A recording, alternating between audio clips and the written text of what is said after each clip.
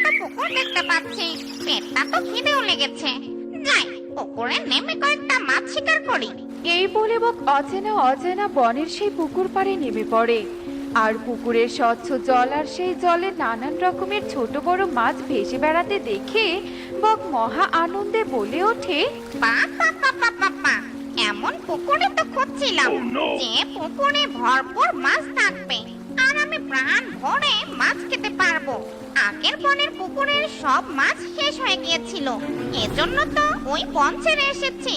এবার এই বনের এই পুকুরটা আমার। আমার।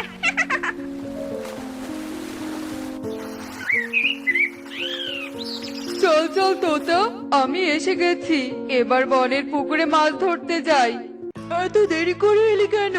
ওদিকে বুঝি বনের সব পাখি মাছ ধরা শেষ করে দিল।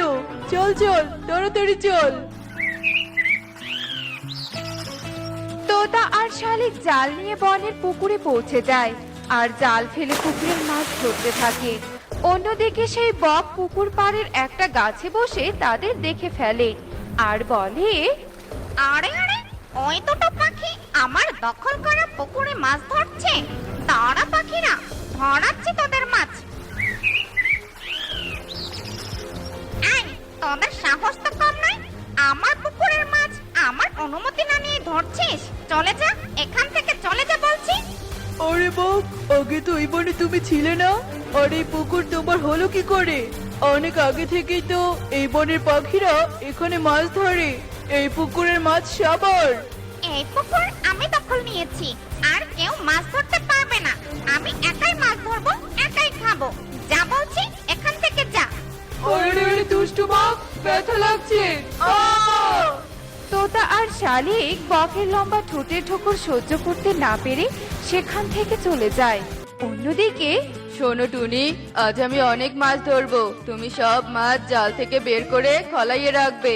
ঠিক আছে টোনা। উফ, কতদিন মাছ খাইনি, আজ গরম গরম মাছের ভাজা খাবো। চলো চলো, তাড়াতাড়ি চলো। টুনি টোনা, তোরা বুঝি বনের পুকুরে মাছ ধরতে যাচ্ছিস? হ্যাঁ, যাচ্ছি তো। তোরা দুজন বুঝি মাছ ধরে ফিরে এলি, অনেক মাছ ধরেছিস তাই না? একটা মাছও আমরা ধরতে পারিনি। কোথা থেকে একটা বক এসে জুটেছে। দুষ্টু বকটা পুকুর দখল করে বসে আছে আর বলছে ওই পুকুর নাকি এখন থেকে তার। কেউ ওই পুকুরে মাছ ধরতে পারবে না। কি? ওই বকের এত বড় সাহস? চলো তো টোনা, চলো গিয়ে দেখি ওই বক কি করে আমাদের মাছ ধরতে না দেয়।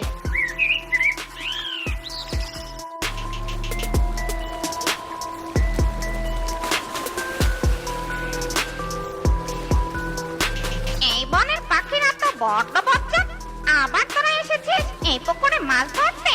চলে যা, চলে যা বলছি। না, আমরা যাব না, আমরা মাছ ধরবো। আর তুমি বাধা দেওয়ার কে? এই জোনা, পুকুরে জাল ফেলো তো। পুকুরে জাল ফেলবি তাই না? ফেলাচ্ছি জাল। আরে দুষ্টু বক, ঢিল ছোড়া বন্ধ কর। বন্ধ কর, বন্ধ কর। বকের পাথরের ঢিল সহ্য করতে না পেরে টোনাটুনিও সেখান থেকে পালিয়ে যায়। বনে এখন ঝামেলা শুরু হলো। ওই বকের জন্য তো আমরা পুকুরে মাছ শিকার করতেই পারছি না।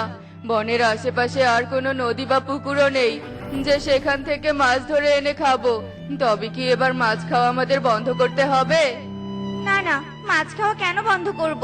আমাদের যে কোনো একটা উপায় ভাবতে হবে। কাকুলি, কাকুলি, ওরা এখানে বসে কি নিয়ে আলোচনা করছে? ধুর, এখানে বসে তো